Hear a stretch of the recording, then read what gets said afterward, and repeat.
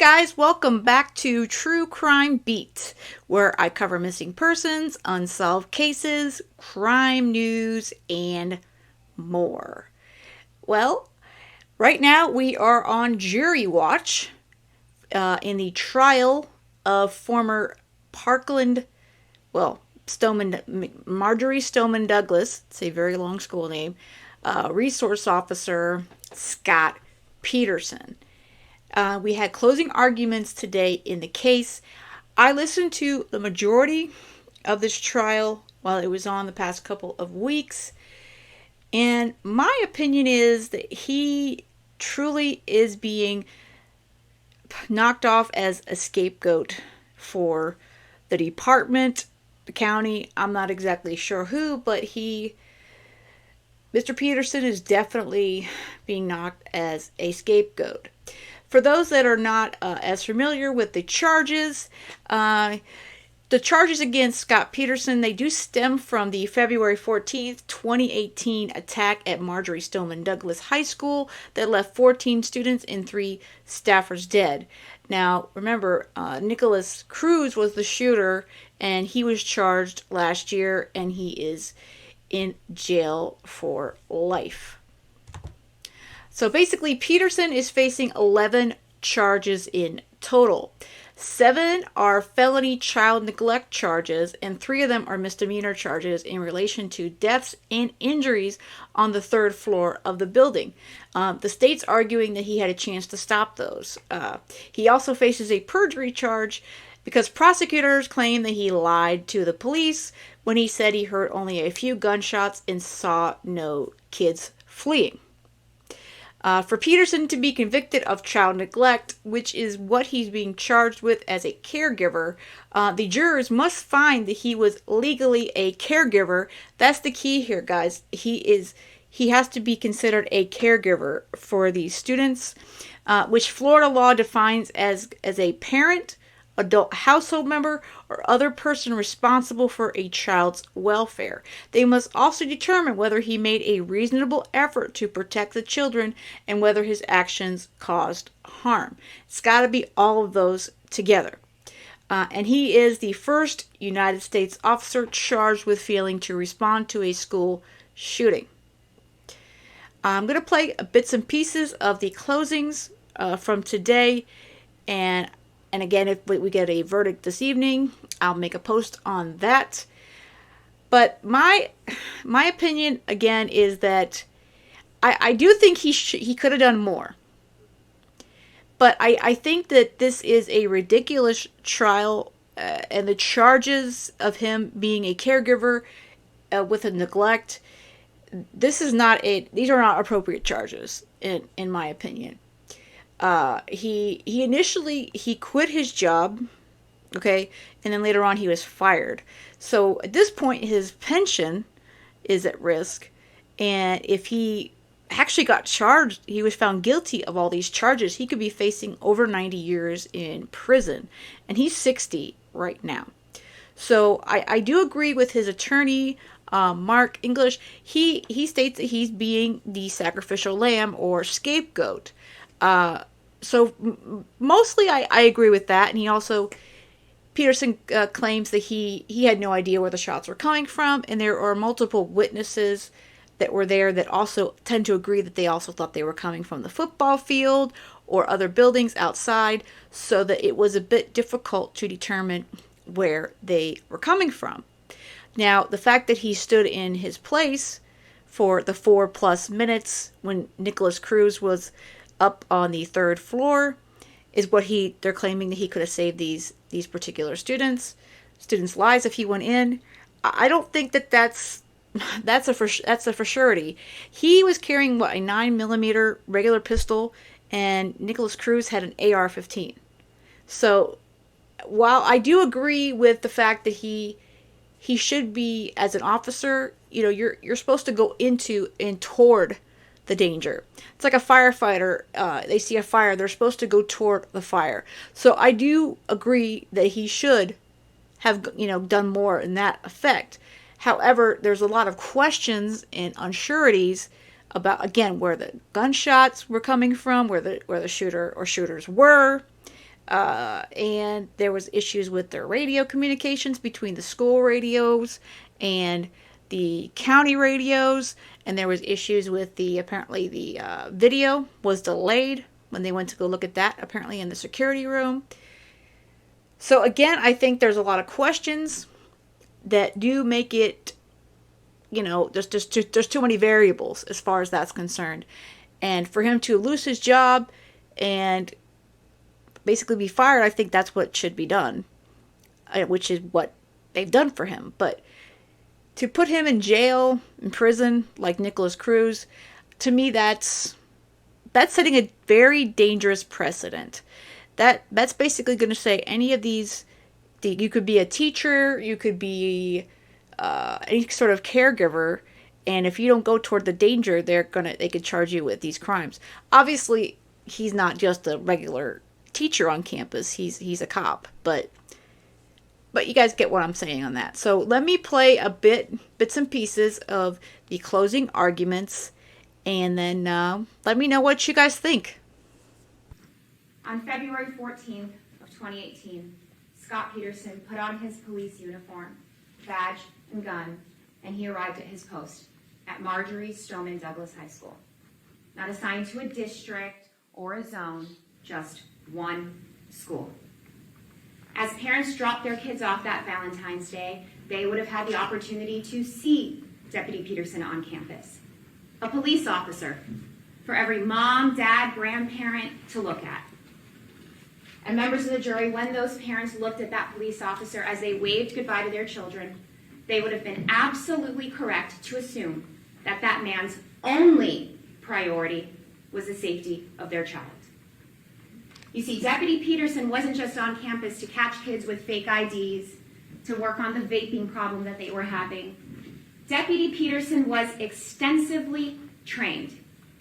Combat lifesaver, tactical handgun, defensive tactics, use of force, patrol rifles, national standards on how to respond in a crisis, and single officer response in an active shooting.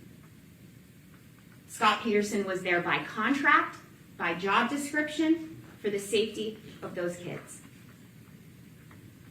But by the end of that Valentine's Day, parents would start to receive panicked texts from their children.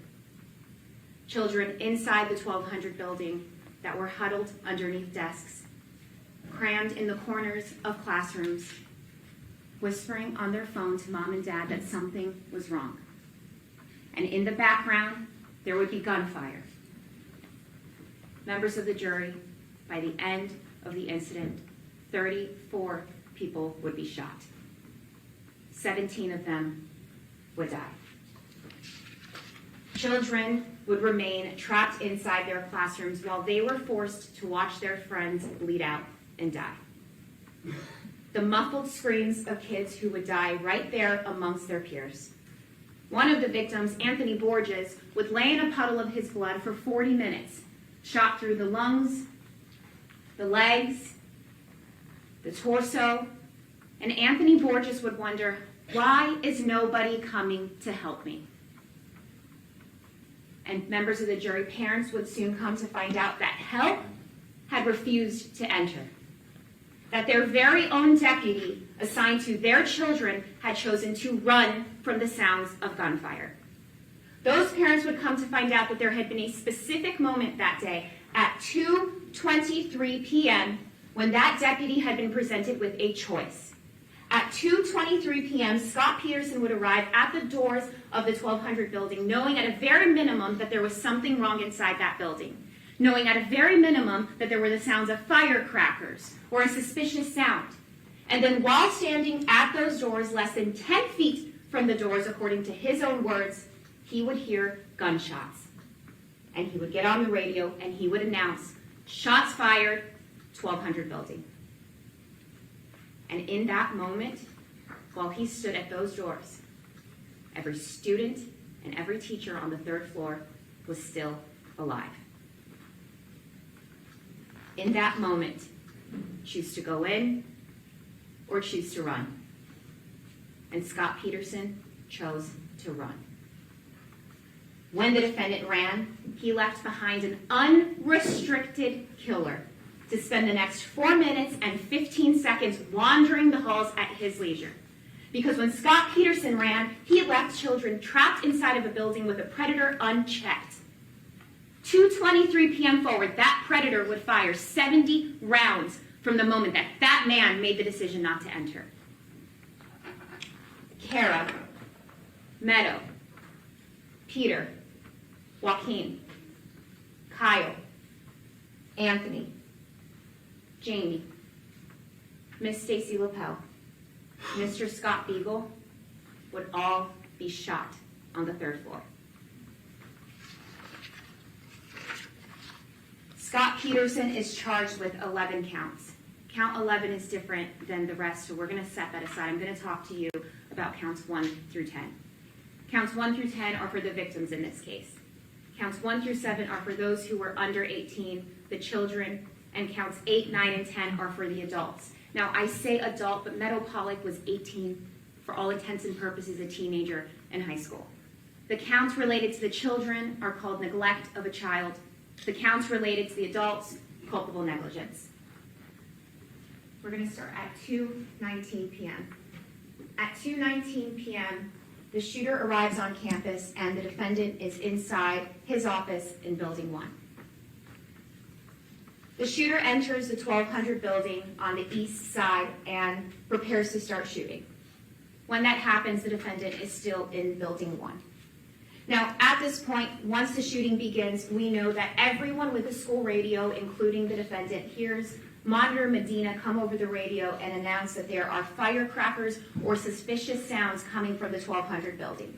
We know that Coach Greenleaf, Coach Stobley, they hear the same thing.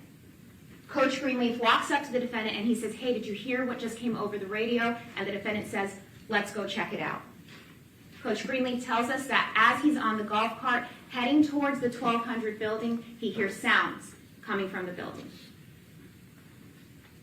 If you take a look at the image on your screen, we know that the men are on their way to the 1200 building. We can see the golf cart on the top left of the screen, the time 2:23:16. Campus monitor Anna Ramos testified that during this time, Coach Feist gets on the radio and he says, "Those don't sound like firecrackers."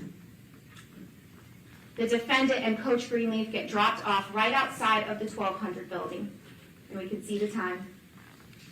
And then as you see on the image of this screen, the 1200 building, the defendant is dropped off feet away from the east doors at the moment that the shooter has finished working his way down the first floor and is on the west end of the 1200 building. Coach Aaron Feist, who has broadcasted to everyone that those are not firecrackers, completely unarmed, runs directly into that building because of his concern for those children. Aaron Feist is about to be shot, and he will be the last person killed on the first floor. Members of the jury, this moment is critical for your consideration. The defendant on the east side of the 1200 building. The shooter on the west side of the 1200 building. The time is exactly 2:23:25. Aaron Feist, not visible on the image that you're about to see, will open the door to the stairwell and will be shot. And what may have been firecrackers before, now clearly will be broadcasted by the defendant. I think we've got shots fired, possible shots fired, 1200 building. We have possible, firecrackers. I think we got 7 firecrackers. Possible shots fired, 1200 building. Coach Greenleaf, Coach Bonner, Coach Stobley, Maintenance Supervisor Ed Suarez, and every student that comes out of the 700 building due to that fire alarm, and the defendant hear those shots. From that moment forward, no one on campus has any doubt that something is wrong. And the armed police officer just came over the radio and told us, gunshots, and it's the 1200 building. If you look at the image on your screen, the east side of the 1200 building, in that moment, the defendant is standing 10 feet from this building, according to his statement to Detective Curcio. And he now knows, pursuant to all of his training, every time the trigger is being pulled, another child is being shot. He stands there with the knowledge of a 28-year deputy assigned to protecting children, knowing that the number one goal in that moment is move towards the sounds of gunfire. At a minimum, in that moment, the defendant can look through those windows we see on your screen. He can open the doors to that building. He can yell police. He can fire his weapon because, as Lieutenant Colonel Samaru told us, cause some kind of distraction. And as we see on the left side of the screen, the shooter will start to move through the second floor, and the defendant retreats. And we see him running to the location that he'll remain. Scott Peterson stood in his position for 48 minutes willfully. It was completely his will to stand there. It was his will to remain there. He made it very clear that he had no will or intention to enter the building. He willfully failed, omitted, or to provide care necessary for the physical health of those victims. Some of you may find that his actions are willful, and that's very obvious to you, but others may find that it's by culpable negligence. What is meant by the term culpable negligence? Each of us has a duty to act reasonably towards others. If there's a violation of that duty without conscious intent to harm, that violation is negligence. But culpable negligence is more than a failure to use ordinary care for others. For negligence to be called culpable, it must be gross and flagrant. The negligence must be committed with an utter disregard for the safety of others. Culpable negligence is consciously doing an act or following a course of conduct that the defendant must have known or reasonably should have known was likely to cause death or great bodily harm. The course of conduct or the acts were retreating and then standing outside of that building when he knew that the trigger was being pulled and that children were dying. Your role is going to require each of you to look at his actions pragmatically. What was he supposed to do? And what did he do? This entire case boils down to those two questions. You are making a factual finding as to the elements and whether they've been proven. That is your role today. And we trust that you will honor the oath that you took as jurors. On Valentine's Day 2018, Scott Peterson went to work that day like every other school resource officer in this country, and now every parent in this country, with the reality that a school shooting was possible. He was trained and he was armed. And when the moment came and he was called upon to act, he made a choice. At 2:23 p.m., Scott Peterson chose not to enter, knowing that those shots were being fired, and at every time the trigger was being pulled, one of his students was dying. He chose to retreat, and then he instructed all responding officers to stay back. His failures and his decisions resulted in the unimpeded killing of 10 individuals, unimpeded shooting of 10 individuals on the third floor. Because the defendant's inactions were inexcusable and his obstruction of the proper police response was inexcusable, the state is asking you to consider all of the facts and all of the evidence in this case and to render the only verdict that is supported by those things. And that is a verdict finding Scott Peterson guilty as to all of the counts. Thank you for your time. I will say that her closing argument was very good, as is the defense, which I'm going to play now. Obviously, these are highly edited, and I have the link for today's full feed, so you guys can watch the entire, both of the closing arguments, which was basically what this last day was. So let's move on to the defense's closing argument. He knew where the shooter or shooters were located. That's not what the evidence showed. Saying it's so don't make it so. So let's just jump right into his transmissions. His transmissions corroborate what he told Detective Curcio 2 days after the shooting, when he wasn't a suspect, when there was no internal affairs complaint, when he was just a witness to a homicide.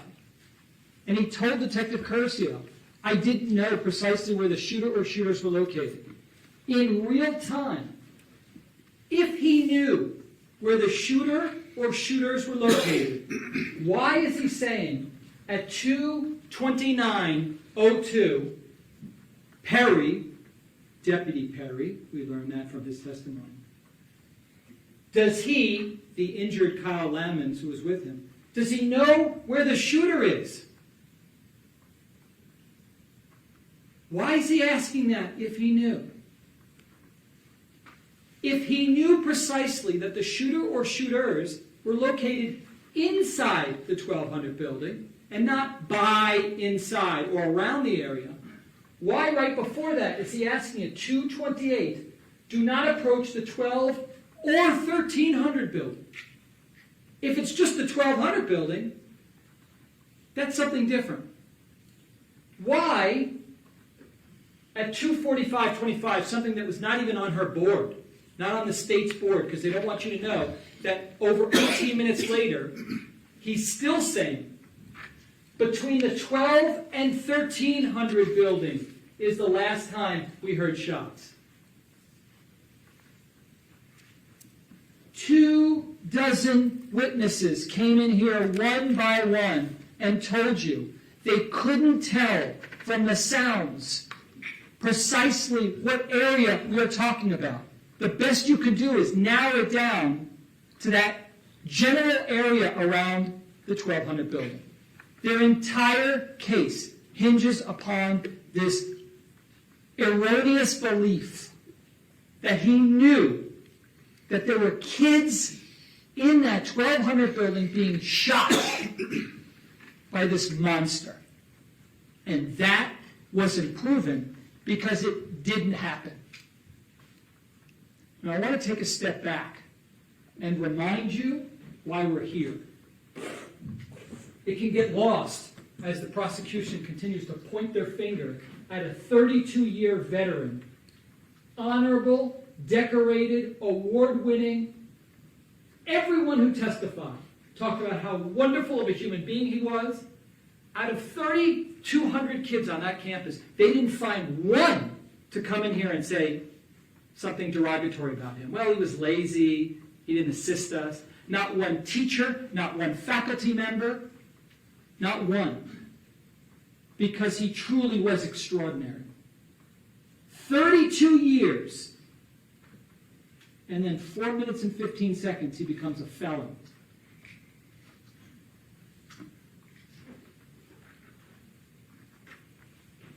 We're here because of that monster. That's why we're here. He chose to commit one of the most abhorrent acts ever. He changed all of our lives. 17 people killed. 14 were children. 17 injured. He did it. And one of the carnage, the extended carnage, is that a man is sitting over here fighting for his liberty. Objection, Your Honor. Yeah, that's sustained. Go ahead, sir. This is a criminal case. This is not an administrative hearing. Let's talk about, Judge, you can take it down for 1 second. Let's talk numbers, because that is not in dispute, just so we have the parameters. The shooter was inside the 1200 building for 6 minutes and 36 seconds. For approximately the first 2 minutes, my client wasn't even at the scene. That's very important because the state still had testimony from people on the first floor to appeal to sympathy, obviously. Objection, Judge. That's attack on the prosecution. That's overruled. Again, ladies and gentlemen, these closing arguments are meant to assist you in your determination of the facts, but you're going to decide what the facts of the case are. What the lawyers say is not evidence. Go ahead, sir. He wasn't even at the scene on the first floor until he hears the shots of Aaron Feiss. Aaron Feiss was shot at 2:23:25. That is not in dispute. 2:23:25. 1 second later, my client gets on his police radio and announces, be advised, we have possible, could be firecrackers. Understand that the 4 minutes and 15 seconds, the time that he has to do something, begins with him trying to sort out, wait, I thought we were talking about firecrackers. So at first, click, click, click, seconds running down, possible, could be firecrackers. I think we have shots fired, possible shots fired, 1200 building. He's giving his location, and he's telling people to respond to that area. He doesn't say inside the 1200 building, and the Peterson rule from now on with all law enforcement is going to be to get on the radio and say, when I say 1200 building, let me make very clear, I'm not saying inside, I'm saying the area around. You see, I'm not really sure. It's ludicrous to suggest that when he says 1200 building, that what he means is definitively inside the 1200 building. That's not what he's saying. And he never definitively and clearly says inside the 1200 building. His first reaction is 1200 building because he's literally standing 10 feet from the 1200 building. Now they could condemn him all he wants that he doesn't walk up and open up the door, but the shots rang out as he was 10 feet from the door. Him and Calvin Greenleaf were standing there, they were approaching, and then the shots rang out. And it was shocking, and it was jarring for everyone. No, he didn't say, hold on 1 second. Let me walk a few feet and open up the door and look in, because that's not how things went down. He immediately felt that he was in jeopardy. So did Calvin Greenleaf. They didn't know where the shots were coming from. And we're going to go ahead and play now what happened. What you're going to notice was he doesn't immediately run to shelter. 2:25, the shots ring out. You will see him on the screen again at 2:23:44. Another 18 seconds later, he remains, give me 1 second, he remains right by the 1200 building. Thinking of himself? No. Thinking of the kids in that building? Yes, because he doesn't run for cover. He stands there out in the open with Calvin Greenleaf, fearing that there could be sniper fire, random people running around with guns, bullets from any direction. You understood. He wasn't the only one who said that. Every single cop is trained to believe that all that is possible. So to his credit, he stands there with no vest on. Yeah, that's the reason why we brought it up. He didn't say, hold on 1 second. Let me go run to my vehicle, put on my vest, and get my rifle. He stands there, vulnerable as you can be, risking his life, and gets on the radio and yells shots fired, because every second does matter. He stands there and he yells shots fired. We're going to see the delay in how long it took. A good 18 seconds before he gets back to a position of cover. That's 18 seconds he could have been hit by fire. And he stood there and not only gets on his radio and announces shots fired, but gets on his school radio and orders a code red. We'll talk more about that in a moment. Let's take a look.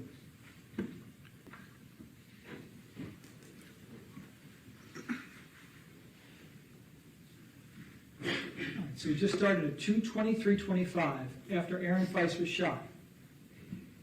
Medina drives away,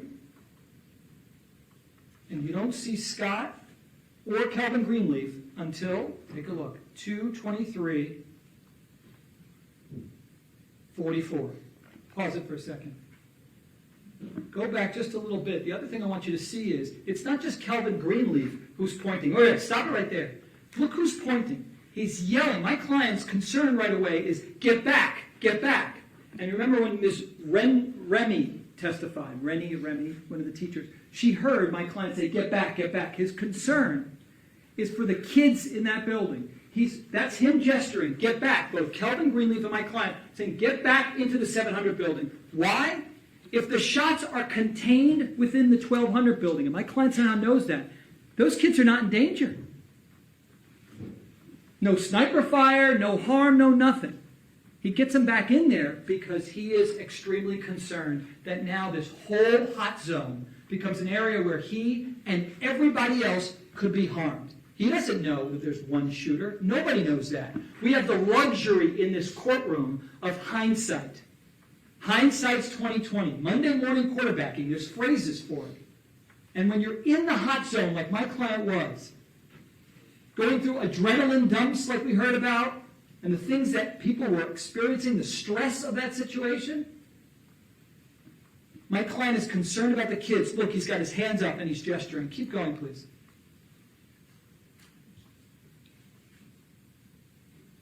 Pause for a moment.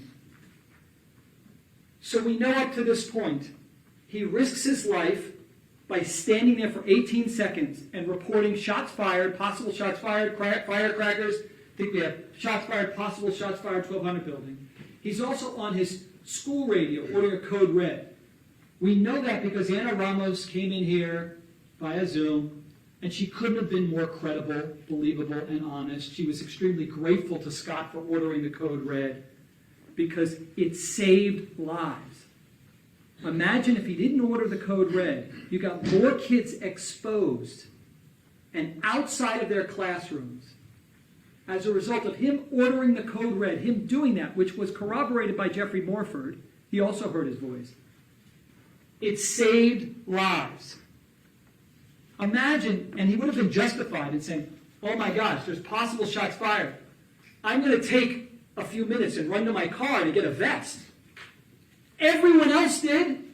Every other cop put on a vest and had their gun. Their long rifle.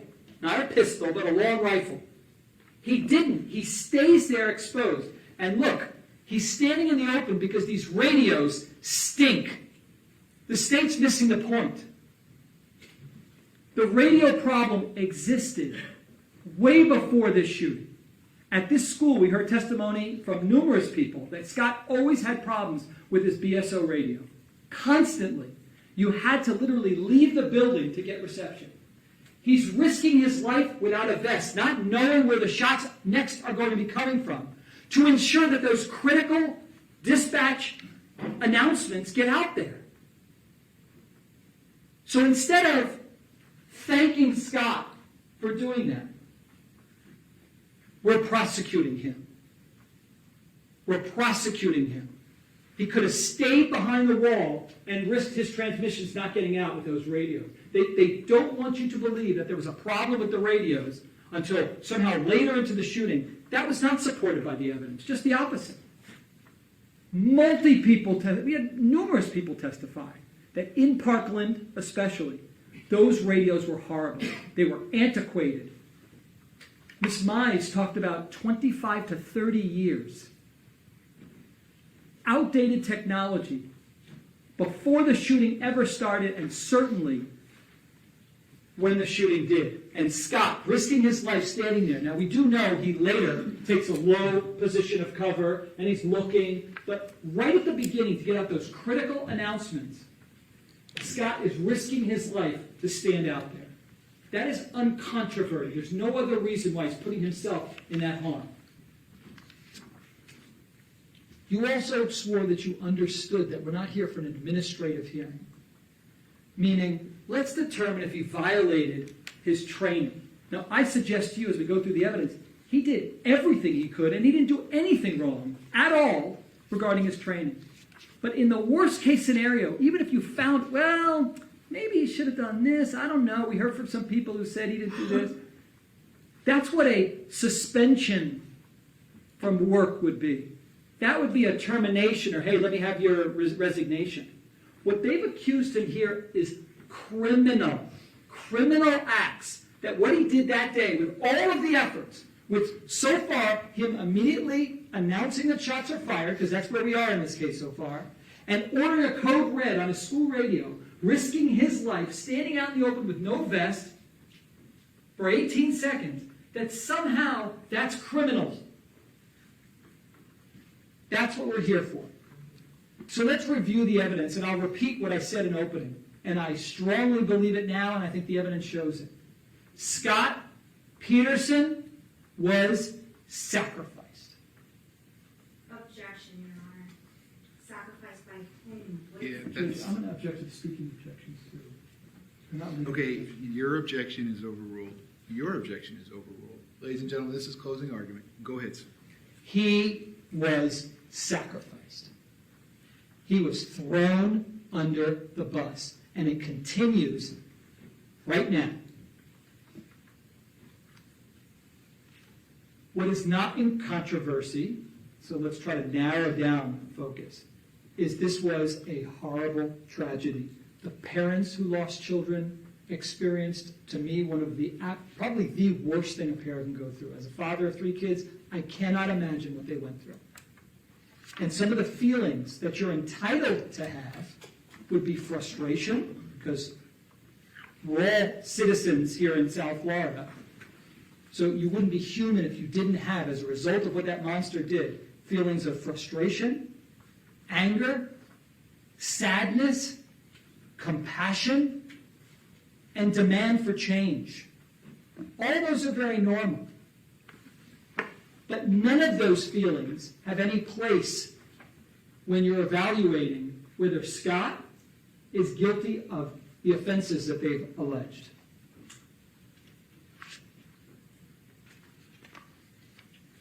One minute and 6 seconds.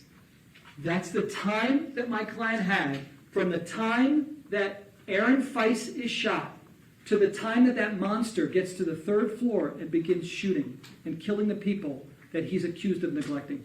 1 minute and 6 seconds.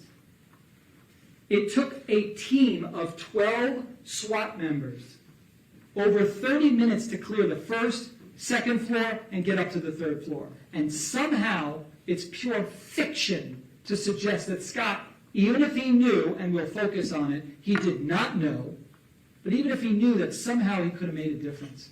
That is pure fiction. This notion of him being a caregiver is ludicrous. He's supposed to read Miranda to kids as a law enforcement officer and then say, by the way, don't answer that question because I'm your caregiver. This could affect you in the future. He's not a caregiver. He's a police officer, and he's assigned to the school pursuant to that contract, but he is not there to make sure that their bellies are full and that they are hydrated properly. That idea is ludicrous. The burden of proof is on the state, and if you think, well, maybe he knew where the shots were coming from, or possibly, or probably, or it's highly likely. The only time you ever find anyone guilty is when they prove the case beyond and to the exclusion of every reasonable doubt. That's why I tell you that your decision is very easy. This is a 5-minute not guilty. You do not owe anybody, again, you can take as long as you want, but you do not owe anybody any extra time in that room. You sit there and say, they never proved their case. Not guilty hopefully means that you believe that he's innocent, but it also just means not proven. Ladies and gentlemen, I conclude by telling you that this is the most difficult time because the prosecutor gets up here and he's going to tell you things. Just ask yourself what I would say in response and use your own common sense. Understand that sympathy plays no role. Understand this is a very easy decision and we're all counting on you to make a wise and legal decision. And I also want you to remember the victims. Just remember them.